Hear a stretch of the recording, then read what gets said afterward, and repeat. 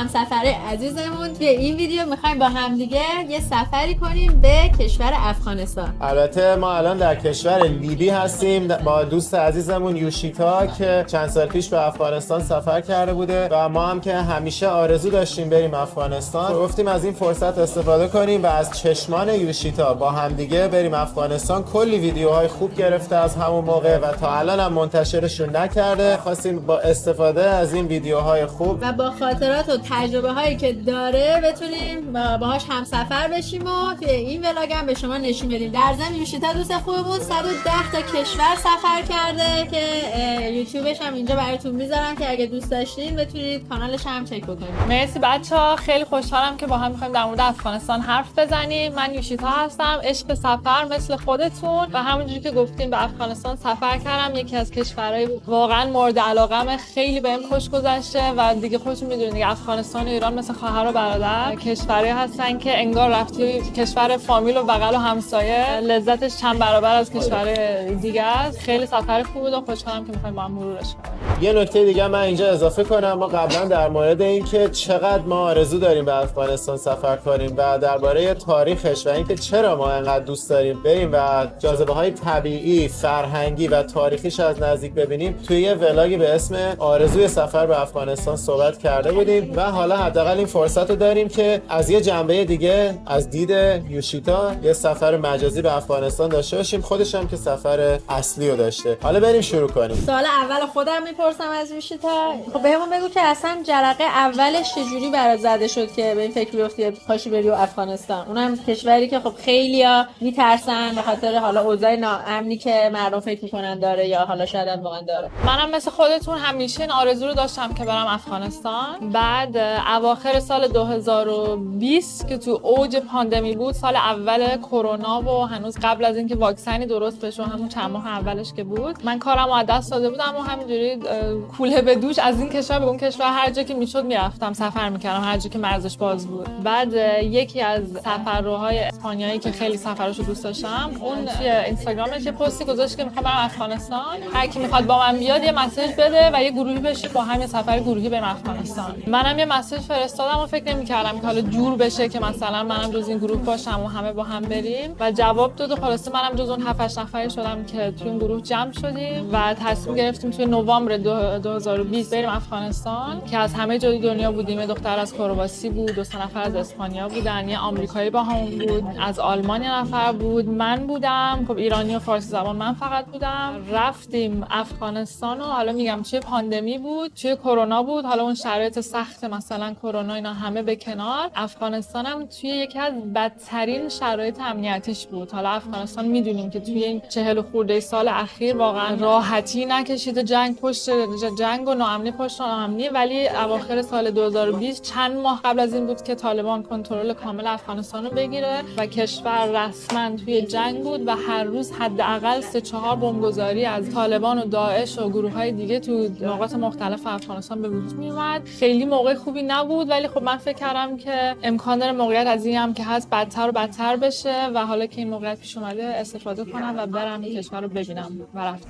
امیدوارم ولی موقعیت بهتر و بهتر بشه واقعا، ولی چقدر حیف. حالا من نمیدونم تا الان بالاخره شرایط امنیتی حداقل بهتر شده، چون اونایی کسایی که بمبگذاری میکردن الان دیگه قدرت رو به دست گرفتن، دیگه دلیل برای بمبگذاری ندارن. ولی به نظرت اگه الان هم بود با همین حکومت الانی که بعضیا مثلا میان میگن که طالبان کاری با سیاحی نداره بیاین و این حرفا، الان هم حاضر بودی بری یا اینکه فکر میکنی که سفر تو شرایط کنونی کمک میکنه به سفیدسازی اون، یعنی کمک به پروپاگاندای طالبان و سفیدسازی اونا در حالی که دارن حقوق زن‌ها رو کاملا زیر پا میذارن؟ نظرت چیه در این مورد؟ ببین شخصا که دوست دارم حتما به افغانستان برگردم، یعنی اون یه سفری که رفتم عالی بود، کافی نبود، خیلی چیزا رو دیدم ولی میخوام بیشتر ببینم. وقتی یه بار یه جایی میری آدم واقعا یه تیکه قلبش انگار اونجا میذاره و حالا که اونجا رو از نزدیک دیدم حتما دوست دارم برگردم این جای خود. حالا این که سفیدسازی میکنه یا نه، خیلی ببین سوالی که نمیشه مثلا با آره یا نه جواب داد. شرایط افغانستان الان اینجوریه که از نظر امنیتی، مثلا از نظر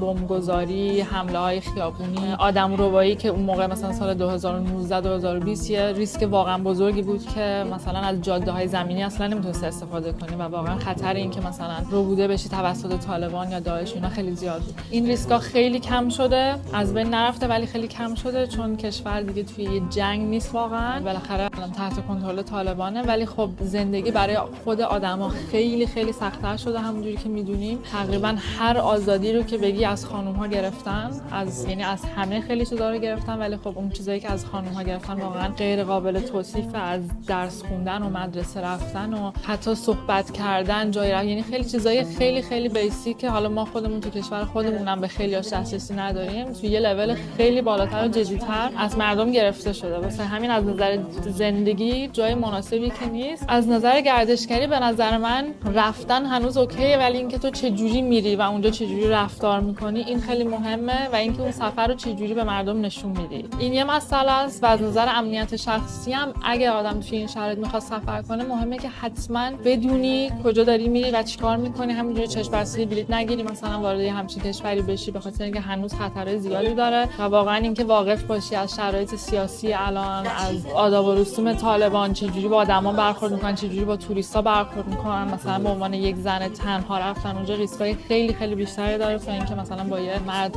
همراهت باشه. اگه همینا رو بدونی و اون رو به یه شکلی به دنیا ارائه بدی که حداقل یه چیز مفیدی برای بقیه داشته باشه و برای مردم افغانستان و یه کمکی بکنه که مردم آگاه‌تر بشن اونجا چه خبره و شاید بتونن کمکی بکنن، به نظر من رفتن به اونجا میتونه اشکالی نداشته باشه. خیلی تفسیر خوب و کاملی بود. حالا بریم سر اصل مطلب. کلاً چند روز به افغانستان بودی و اینکه چه شهرهایی رو به ترتیب رفتی و اگه بتونی تجربه‌تو به صورت حالا مختصر راجع به هر کدوم از اون شهرها بگی و بگی اصلا کدومش رو بیشتر از همه دوست داشتی. فکر کنم 8 روز اونجا بودم. پرواز که وارد کابل شدم، همون روز اول که رسیدم برنامه این بود که با هواپیما از کابل بریم هرات. گفتم اون موقع امنیتش خیلی پایین بود، مثلا اینکه با ماشین و رانندگی یه شهرهای دیگر رو بری اصلا امکانش وجود نداشت، یعنی هر جایی میرفتی باید حتما با هواپیما میرفتی. صبح رسیدیم، رفتیم، خب یه راهنمای محلی داشتیم که با همون بود، رفتیم جای مختلف کابل رو دیدیم، مسجد آبی معروفش رو دیدیم، باغ بابا رو دیدیم، توی بازارچه شهر چرخ زدیم، خلاصه شهر یکم گشتیم.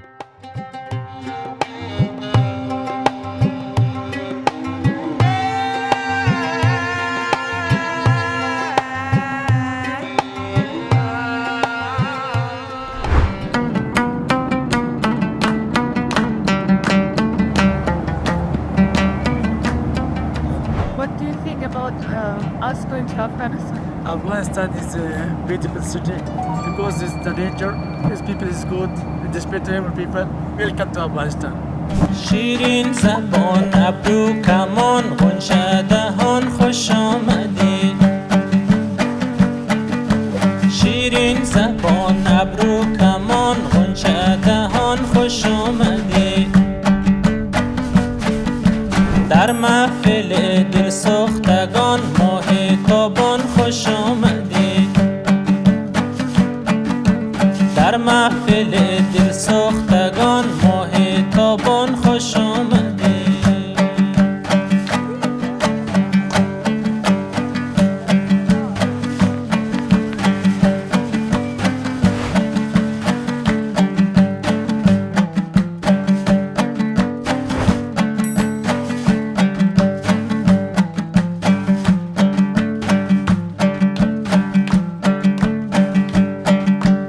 ای مدنی مهر و وفا سردفتری شرم و حیا. ای مدنی مهر و وفا سردفتری شرم و حیا. رو پوش و در بالای رو آه و چشمان خوش آمدی. رو پوش و در بالای رو آه و چشمان خوش آمدی. شیرین زبان ابرو کمان غنچه دهان خوش آمدی. در محفل دل سوختگان ماه تابان خوش آمدی.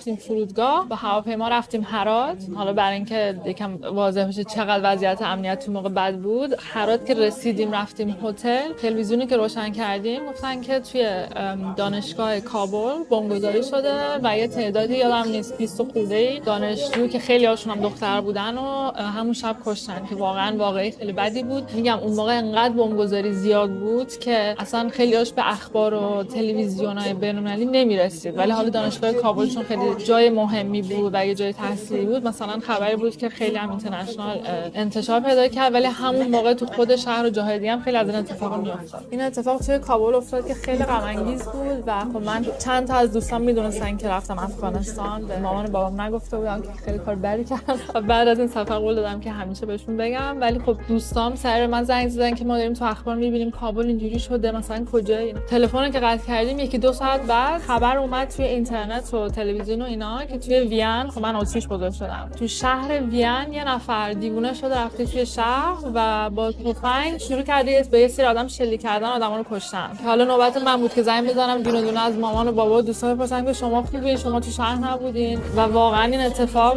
نشون میداد که چقدر امنیت و همه چی میتونه نسبی باشه. یعنی من که توی خطرناکترین کشور دنیا اون روز بودم، امکان داشت به جای هرات تو کابل باشم یه بلای سرم بیاد، امکان داشت افغانستان نباشم، اتریش خونم باشم و تو وین اتفاق سرم بیاد. یعنی هیچ جای امنی واقعا تو دنیا نیست و هیچ جای خیلی خطرناک نیست، همه چی خیلی نسبیه. حالا مسلما به عنوانش مرتبط به شرایط و همه این چیزا فرق میکنه که خب ریسکا بالاتر و پایین‌تر هست. خب پس حالا از خاطراتت بگو توی هرات، بعد دیگه برو سراغ شهر بعدی. هرات فکر کنم، حالا نمی‌تونم بگم شهر مورد علاقه، چون واقعا هر جایی که بهش فکر کنم خیلی دوست داشتم، ولی هرات واقعا فوق‌العاده بود چون خب از نظر جغرافیایی خیلی به ایران نزدیکه، به مشهد خیلی نزدیکه. آخرین جایی بوده که از ایران جدا شده و جزء افغانستان شده دیگه. دقیقاً آره، فرهنگ و همه چی اونجا به ایران نزدیکتر از همه جا. خب میگم کلاً که افغانستان خب خیلی شباهت فرهنگی با ما زیاد داره. هرات شهر شعر و شاعری مثل شیراز ایرانه.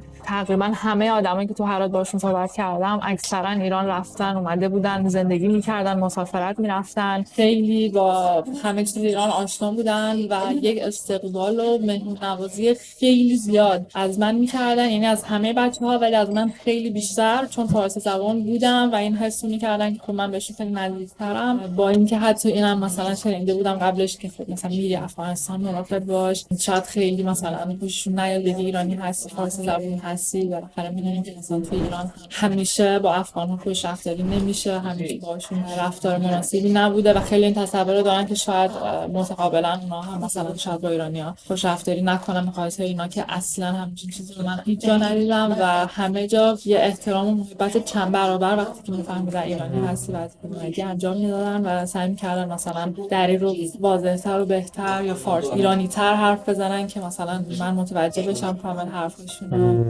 و کلا دونستن این زبان خودش پل ارتباطی خیلی خوبی بود. چه حس قشنگی واقعا. اگه اونجا بودم حسابی احساساتی می‌شدم. دست دمشون گرم، واقعا دمتون گرم دوست عزیزان افغانستان. با وجود اینکه میدونیم متاسفانه وضعیت، میدونم که اقلیت هستن توی ایران، هنوز به اون لول درست از فرهنگ نرسیدن، قطعا اکثریت نیستن، ولی خب همون اقلیت هم یه تجربه ناخوشایندی برای بعضی از دوستای افغانستان توی ایران ایجاد میکنن، ولی خیلی متاثر شدم که میفهمم که توی افغانستان هیچ وقت اونجوری به فکر تلافی نیستن و دمتون گرم، دمشون گرم. هرات که رسیدیم اولین کاری که کردیم رفتیم خرید، رفتیم مانتو و روسری و اینا خریدیم. سمیه یکی از دوستای خوب راهنمامون با ما بود که دختر همسن سال خودمون بود. یه چند ساعتی رفتیم خرید توی بازار، مانتو و روسری و شالای رنگ رنگ.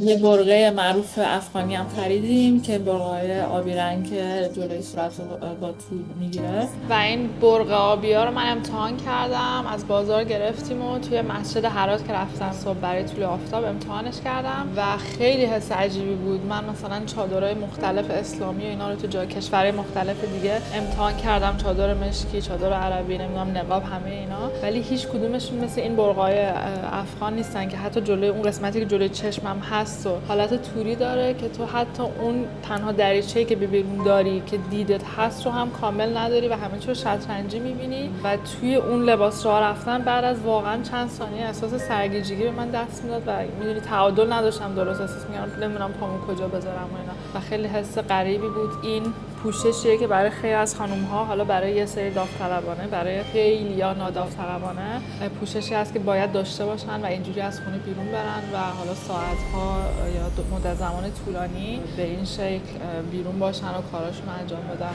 ادامه صحبت رو اومدیم از خود هتل انجام بدیم. دیروز دیگه این میکروفونا شارژش تموم شد، بعدش هم یه سری برنامه دیگه داشتیم. امروز اومدیم توی خود هتل، دیدیم اینجا چه فضای خوبیه که این صحبت رو ادامه بدیم و ولاگ افغانستان رو غیر حضوری ادامه بدیم. بریم سراغ ادامه هرات و جاذبه‌هاش. بازار هراتی که با هم حرف زدیم، گشتیم، خب لباس‌های محلی و اینا رو از اونجا گرفتیم. جاهایی که تو هرات رفتم، مسجد جامعش بود که گفتم برای طلوع آفتاب رفتیم. یکی از مسجدهای خیلی قشنگ افغانستانه با همون معماری خیلی اسلامی، کاشیکاری‌های آبی و اینا که از ایران هم میشناسیم. شبیه مسجد خیلی معروف مزار شریف هم هست. قلعه معروف هرات رو بازدید کردم که مال دوران اسکندر مقدونی هست و تو طی تاریخ چندین بار بازسازی شده. اون موقعی که من رفتم هم خیلی وقت نبود که دوباره بازسازیش کرده بودن. خب مسلماً توریستی کسی که اونجا نبود، فقط ما بودیم. مقبره خواجه عبدالله انصاری که از شاعرای معروف اونجا هست رو دیدن کردیم. دیگه کلی شهرگردی و غذا و فالوده و اون حس و حال خیلی شبیه به ایران و چلو کباب و قلیون و خیلی فضای شبیه به ایران داشت. میگم هرات خب خیلی هم از نظر جغرافیایی چون به ایران نزدیکه و واقعا به مرز ایران و با مشهد فاصله زیادی نداره، اون حس و حال ایران توش خیلی بیشتر از جاهای دیگه هم احساس میشد. تو قلیونیاش خانوما هم بودن؟ آره خانوم، خب بیشتر مرد میدیدی ولی خانوم هم میدیدی. با یه دختر اونجا آشنا شدم، سمیه، اهل هرات بود و گفتم توی خرید کردن و اینا هم همراه ما شد و هر جا که رفتیم با ما بود. خانوم ها رو میدیدی. آره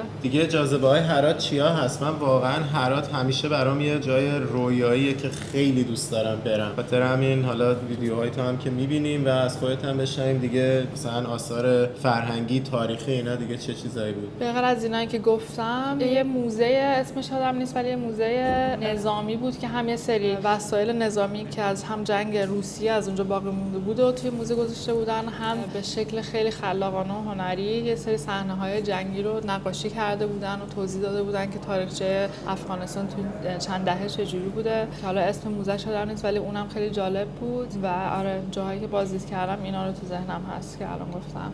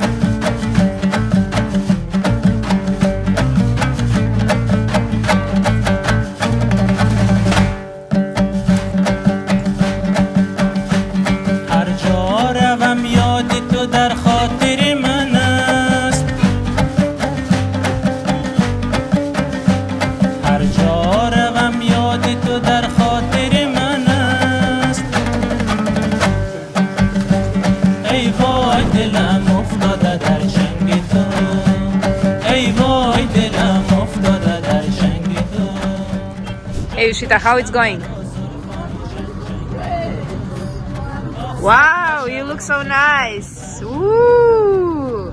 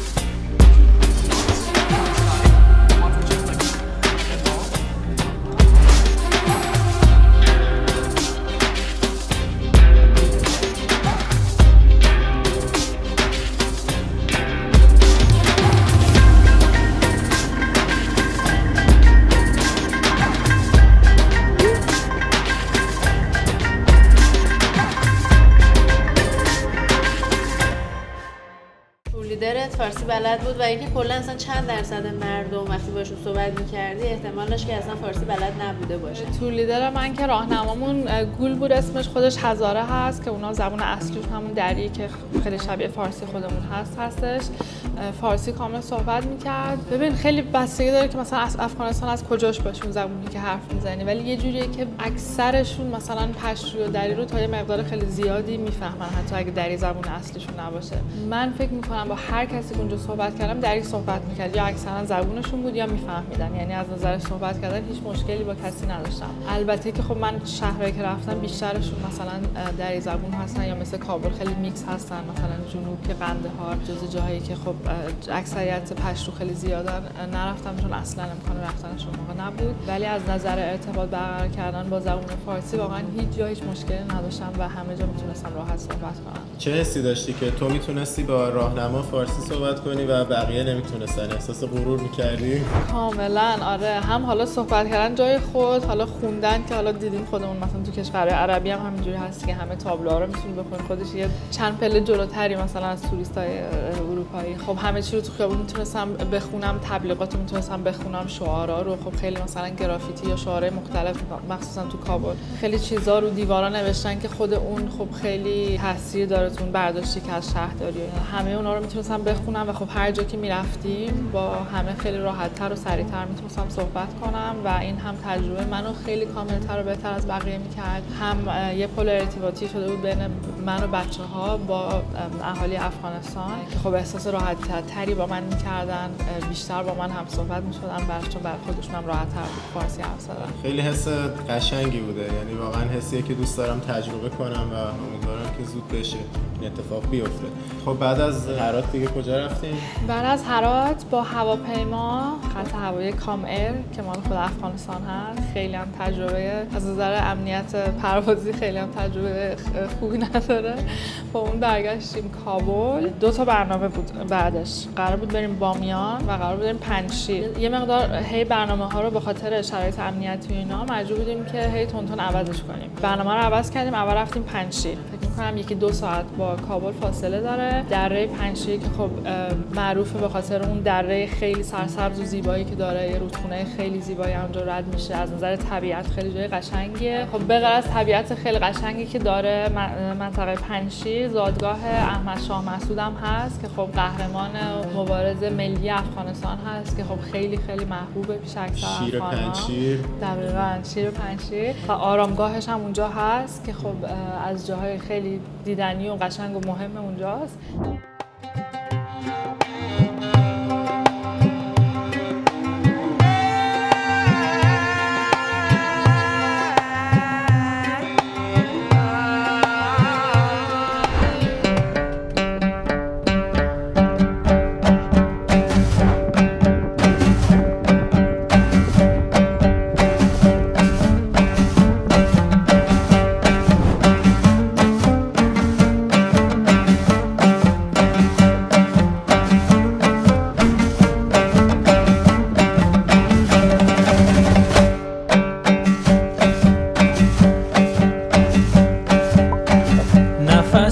عاشق و شیدای توی ما خریداری ناز و ادای توی ما خریداری ناز و ادای توی ما خریداری ناز و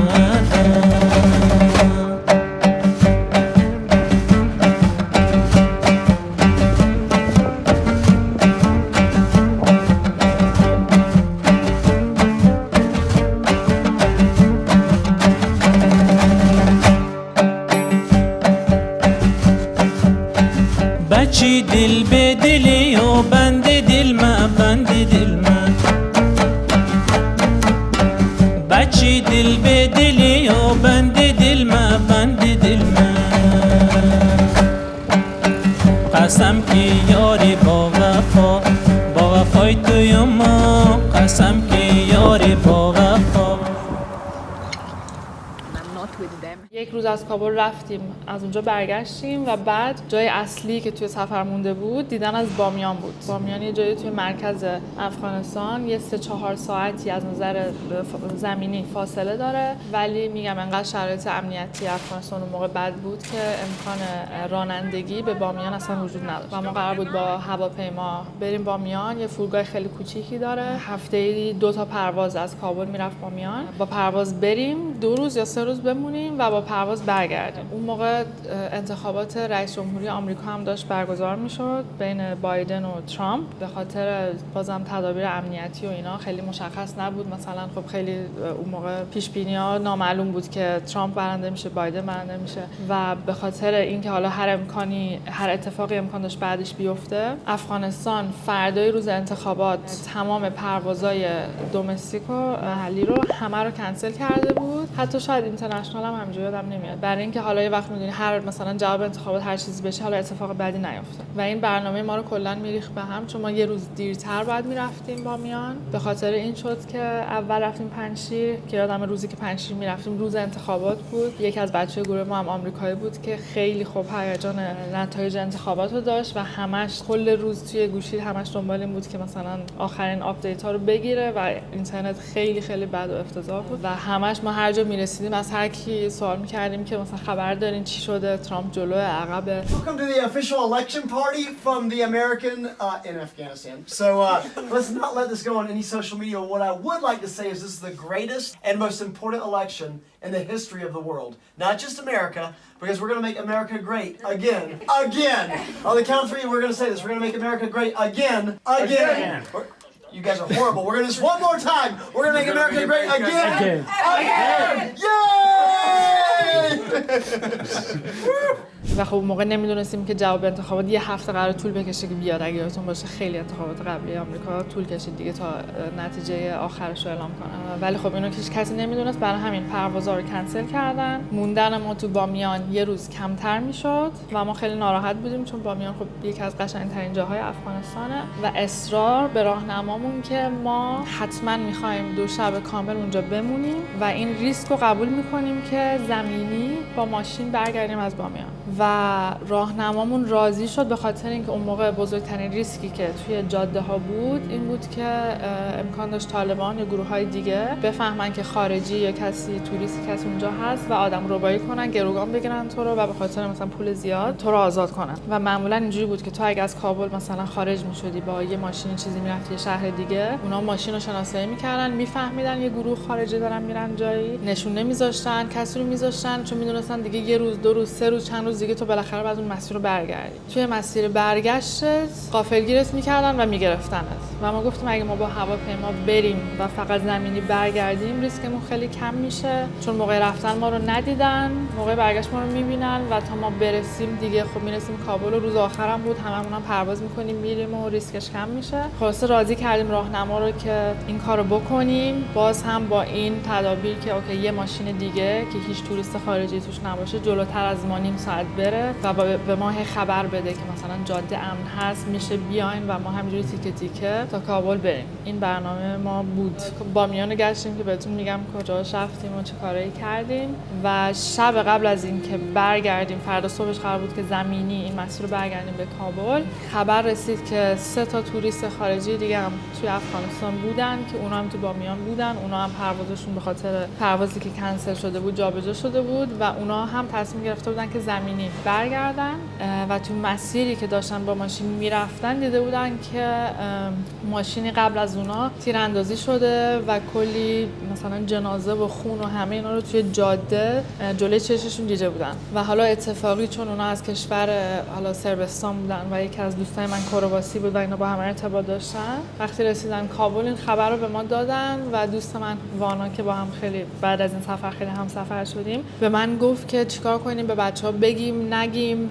من شخصا ایدم این بود که اگه امروز همچین تیراندازی اونجا شده، فردا اون جاده امن‌تر از هر روز دیگه میشه، چون اینکه حالا 2 روز پشت سر هم یه اتفاقی تو اون جاده بیفته خیلی کمه. چیز خیلی جدی بود، تصمیمی نبود که مثلا من یا وانا بخوایم برای یه گروه به اون بزرگی بگیریم. با بچه‌ها در میون گذاشتیم یک انجمن مشاوره، آخر شب گذاشتیم همه یه سری عکس و حالا فیلم یادم نیست، عکس حتما داریم که وسط هتل همه رو زمین نشستیم و داریم تصمیم میگیریم که چیکار بکنیم. بعضی از بچه‌ها خب خیلی ترسیده بودن، بعضیا کمتر. دوست آمریکایی که داشتم اون خیلی خیلی ترسیده بود، چون آمریکایی هم بود، چشای خیلی روشنی هم داشت، کلا هر جا میرفتیم همش از این میترسید که مثلا خیلی زودتر شناسایی بشه. حالا ما خیلی خیلی هم سعی کرده بودیم که از نظر ظاهر قاطی جماعت بشیم، یعنی مثلا پسرا همه از چندین هفته قبلش همه ریش گذاشته بودن، ریشاشون بلند شده بود، هممون لباسای محلی پوشیده بودیم، پسرا همه مثلا لباسای محلی، دخترها لباسای خیلی مثلا تیره و ساده و آره پوشیده، مثلا لباس مارک دارینا بپوشیم اصلا، چمدون اصلا کسی با خودش نیاورده بود، همه یه کوله خیلی کوچیک، مثلا حتی از این کوله‌های مسافرتیه مثلا خیلی بزرگم نه که از دور مشخص باشه، هر کسی یه کوله خیلی کوچیک و خیلی خیلی مثلا لو پروفایل که البته بازم 7-8 خارجی با هم بیان و حالا هر چقدر مثلا دوربین بزرگ اینا همراه نباشه بالاخره آدم تابلو میشه، ولی تا اونجایی که میشد سعی کرده بودیم همرنگ جامعه بشیم. خلاصه جلسه گذاشتیم و بچه‌ها تصمیم گرفتن که به هیچ وجه از جاده نمیریم، خطرش خیلی زیاده، ولی حتما باید بریم کابل، چون همه می‌خواستن که به پروازشون برسن. خب اینجوری نبود، توی پاندمی هم بود، توی کابل بودیم، جنگ بود، اینجوری نبود که مثلا روزی 50 تا پرواز از کابل بره بیرون. پروازهای خیلی معدودی بودن، چند تامون داشتیم با یعنی جدا جدا، ولی همه با یه پروازی به پاکستان میرفتیم، چند نفر به دبی میرفتن، فکر کنم دبی و پاکستان، اسلام آباد، به همین جا فقط پرواز بود اون موقع، به جای دیگه نبود، همین 2 تا پرواز. خلاصه همه بعد به اون پروازا میرسیدن، تست PCR بعد میدادیم، یعنی شرایط طوری نبود که بگه حالا چند روز اضافه کنیم. و دیگه هر کسی سعی کرد که یه راه حلی چیزی پیدا کنه. این دوست آمریکایی با یه سری از دوستاش حرف زد، آشنایی داشت که توی سازمان ملل توی کابل کار میکرد و از طریق اونا هواپیماهای UN که چارتر هست و معمولاً برای حالا مثلا شرایط کسایی که اونجا برای کار یا چیزای دیگه میرن اونجا هستش برای مواقع اضطراری، این هواپیما رو پیدا کردن و قبول کردن که چارتر کنن، ما یه هزینه بدیم، $2000 فکر می‌کنم بعد میدادیم. همه با هم آره. هواپیماش خیلی کوچیک بود، 6 نفر توش جا می‌شدن که ما فکر کنم 8 یا 9 نفر بودیم. 2 بار بعد میومد هواپیما. برای کلش 2000 نخودیم که 2 بار بره بیاد. فکر می‌کنم آره کلاً همه پول گذاشتیم 2000 و قبول کردن که اصلا فرودگاه رو باز بکنن، چون اصلا اون روز فرودگاه بسته بود. هفته 2 بار اون پرواز میومد و اون فرودگاه کوچیکو 2 بار در هفته برای اون یه پروازی که اون روزم نبود باز می‌کردن. دیگه تلفن این ور و اون ور و هواپیما جور شد. صبح هواپیما اومد و ما رفتیم و حالا هم یه استرس و استرابی و اینا بود، ولی خب در کنارش یه تجربه قرار نبود انجام بشه هم بود که حالا با اون هواپیمای کوچیک و با اون شرایط توی فرودگاه خالی بیان و حالا چند نفر سوار شن و برن دوباره بعد اون بیا دنبال چند نفر دیگه. ولی خب رفتیم و سالم هم رسیدیم به کابل. یه روز کامل هم کابل بودیم و اونجا رو گشتیم و بعدم همه صحیح و سالم به پروازشون رسیدن و رفتیم.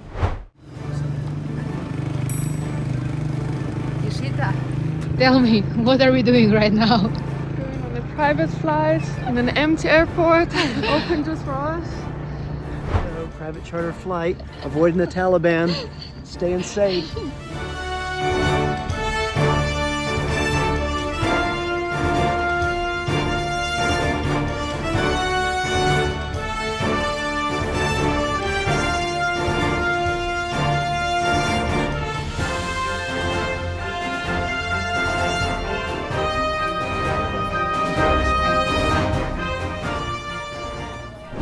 Why the Taliban on the road is not the best option. We found out there was a potential kidnapping, and that is not what we're trying to do or get kidnapped. So a private flight, private charter, all the way back to Kabul, and with our best friends. Why would we not do something like this?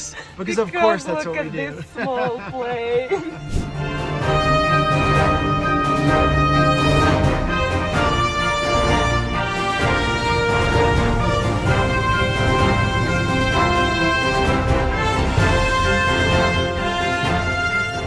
Here we go!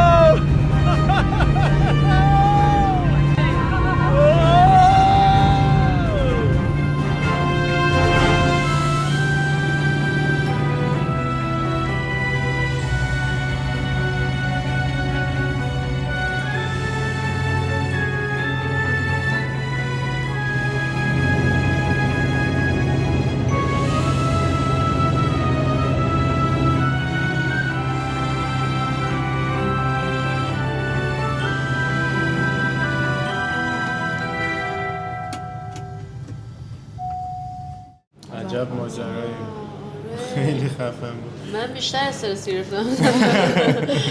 خب حالا برامون از جاذبه های این بامیان بگو. بامیان به نظر من قشنگترین قسمت افغانستانه، یعنی جذابترین جاشه، به خاطر اینکه طبیعت خیلی خاصی داره. تقریبا توی مرکز افغانستانه، جای خیلی کوهستانیه، کوههای خیلی قشنگ. فکر می‌کنم بزرگترین و اولین پارک ملی افغانستان داره، پارک ملی بند امیر که 6 تا دریاچه خیلی خیلی زیبا و طبیعی اونجا داره، با یک آب فوق‌العاده زلال، آبی رنگ خیلی خالص و قشنگ. خب از این پارک دیدن کردیم، از کوه‌ها دیدن کردیم. جایی هست که تو افغانستان بچه‌ها اسکی میکنن، اسکی رو اونجا شروع کردن با یه سری از بچه‌هایی که اونجا آشنا شدم.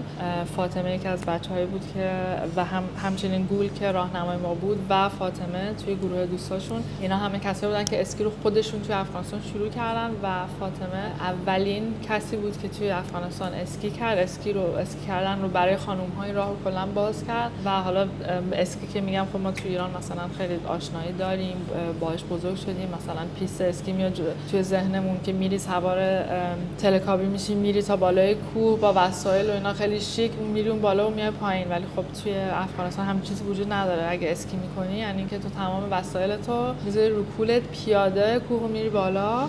2000 خورده 3000 متر کوهاش ارتفاع دارن. حالا تا هر جایی که میخوای میری و بعد سر میخوری 5 دقیقه میای پایین. یعنی برای اون چند دقیقه اسکی که میکنی باید زحمت بکشی خودت تمام کوه بری بالا.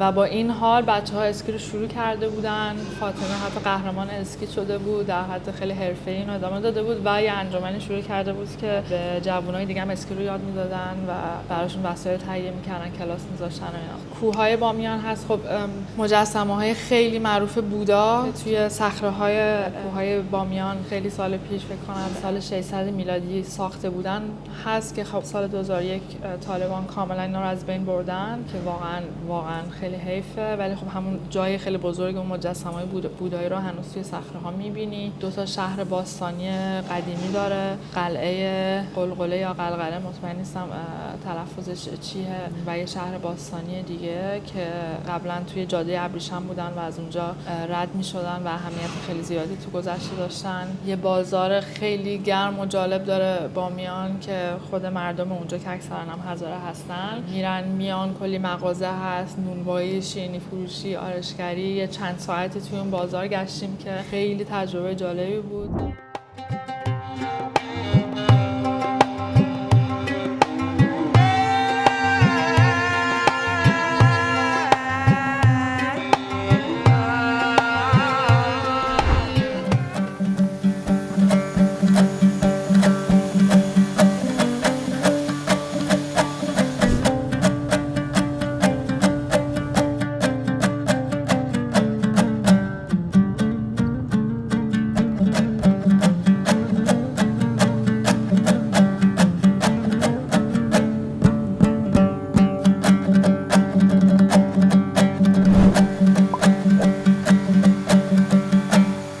خیال کردم در آغوش تو بودم، وی سراسی مقامت هوشی تو بودم، سراسی مقامت هوشی تو بودم.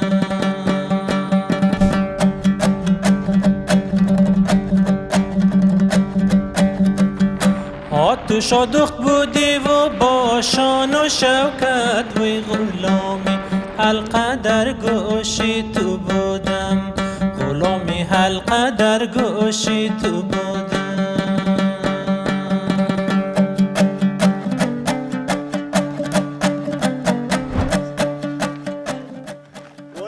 This is how a tuxedo photo is done. Behind the scenes. Go Gigi. Go Gigi. Wait. Go Gigi. Go Gigi. Go Gigi.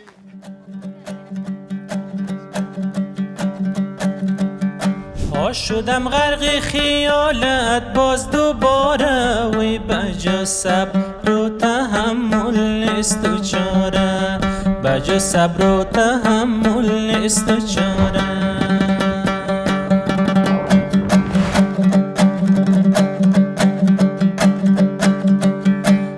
بدیدم چهره اد را در خیالم، وی رخت ما بود و چشمانت ستاره، رخت فقط ماه بود و چشمانت ستاره.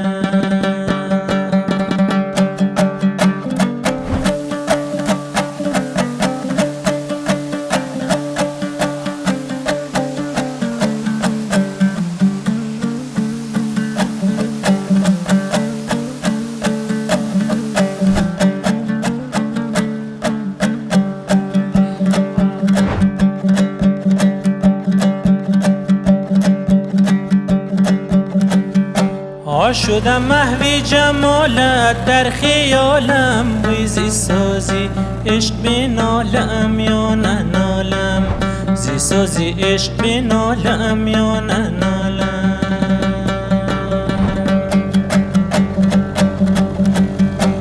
شدم محوی جمالت در خیالم، ویزی سازی عشق بنالم یا ننالم، زی سازی عشق بنالم یا ننالم.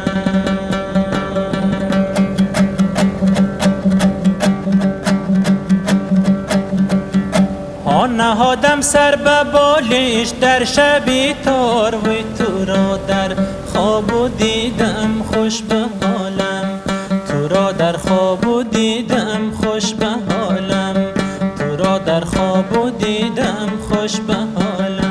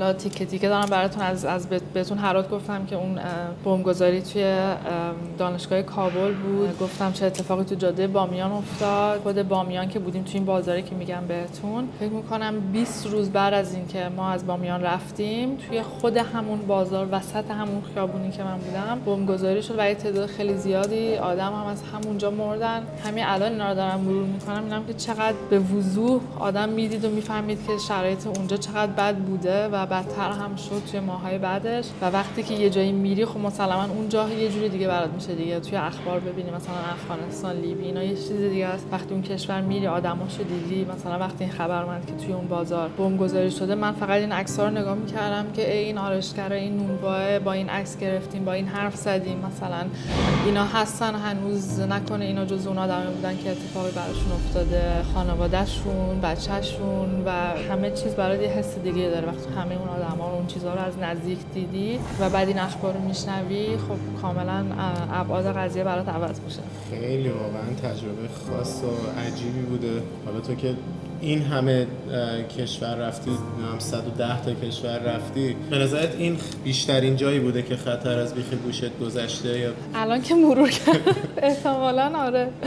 گفتیم دیگه امنیت خیلی نسبیه واقعا. گفتم اولش مثلا همه این اتفاقا اونجا افتاد ولی دقیقاً تو همون هفته اتفاقای بعدی هم توی مثلا وین و دل اروپا افتاد. ولی واقعا از نظر خب ریسکی که بخوای حساب کنی، احتمال چیزایی که میتونست تو افغانستان برات اتفاق بیفته و همچنان چون هنوز که شرایطش استیبل نشده و همچنان کشور تو شرایط عادی نیست، خیلی خیلی زیاده و مثلا یه مشکل یا دو مشکل نیست. میدونی مثلا ریسک بمبگذاری بود، ریسک ترور بود، ریسک آدمربایی بود، ریسک دزدی بود، انقدر چیزای مختلفی میتونست توسط گروه‌های مختلف، آدمای مختلف، میدونی از جای مثلا بزرگتر، از جای کوچیک‌تر، از گروه‌های کوچیک ممکن بود یعنی حتی به خاطر یه نوع جدید کووید یهو اونجا کلا گیر کنین همه پروازا. 100%. اصلا این قبل از یعنی سال اول کرونا بود، هنوز واکسن و چیزی هم نیومده بود. مثلا پی سی آر اگه منفی مثبت میشد، حالا مثلا شاید اونو میتونستی یه جوری حالا با پول حلش کنی اینا، ولی اصلا همین که اونجا کووید بگیری مثلا واقعا اگه مریض میشدی یه قانونا هی عوض میشد. فکر میکنم 2 تا پرواز بیشتر از کابل خارج نمیشد که خب جفتشون هم خیلی فلای دبی بود و پرواز پاکستان که خیلی خیلی سخت میگرفتن واسه کووید. روز آخر تو کابل چه جای دیگه رفتی؟ جای اصلا رفتین یا دیگه ترسیدین برید؟ جیجی دوست آمریکاییم که خیلی میترسید یه دونه شاگردن ورده بود تو صورتش دیگه، فقط یه چهارم یکی از چشاشو فقط بیرون گذاشته بود که چشای آبیشو قایم کنه کسی نبیندش. ولی خب نه بعد میرفت یه لنز مشکی می‌خرید. آره دقیقاً ولی کار می‌کنه. افغانستان هم داره دیگه چشم رنگی. آره ولی خب اون میترسه دیگه. به همه میگفت من کانادایی‌ام، بهش کسی نمیگفت آمریکایی هست. حالا ما بهش میگفتیم بورم بود آخه، ریش گذاشته بود، ما میگفتیم موهات هم مشکی کن، ریشت هم مشکی کن. نکرد، فکر کنم پشیمون شد، نمیدونست قرار این همه اتفاق اونجا بیفته. روز آخرم نه حسابی گشتیم. یه جایی هست توی کابل، بام کابل بهش میگن، مثل بام تهران، بالای یه تپه‌ای هست که یه دید خیلی خوب از کل شهر داری. جوونا معمولا میرن اونجا جمع میشن. چند ساعت اونجا بودیم. یه خیابون خیلی معروفی داره، چیکن استریت، خیابون مرغ فکر کنم به فارسی هم بهش میگن. خیلی مرغ و پرنده و اینا خیلی توی گذشته اونجا میفروختن که هنوزم هست، ولی تبدیل شده به خیابونی که هم توش صنایع دستی میفروشن، هم سوغاتی میفروشن، وسایل خونه میفروشن. خیلی جای باحالیه که هم حالا مثلا میخوای چیزی یادگاری از افغانستان بگیری، غذاهای خوب هست، رستوران‌های باحال هست و اینا. روز آخر بیشتر اینجوری بود، جاهای خیلی محلی و اینجوری رو گشتیم.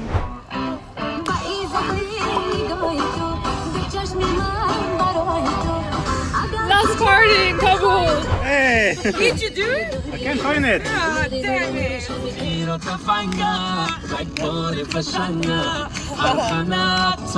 Hey! شلوار پلنگم.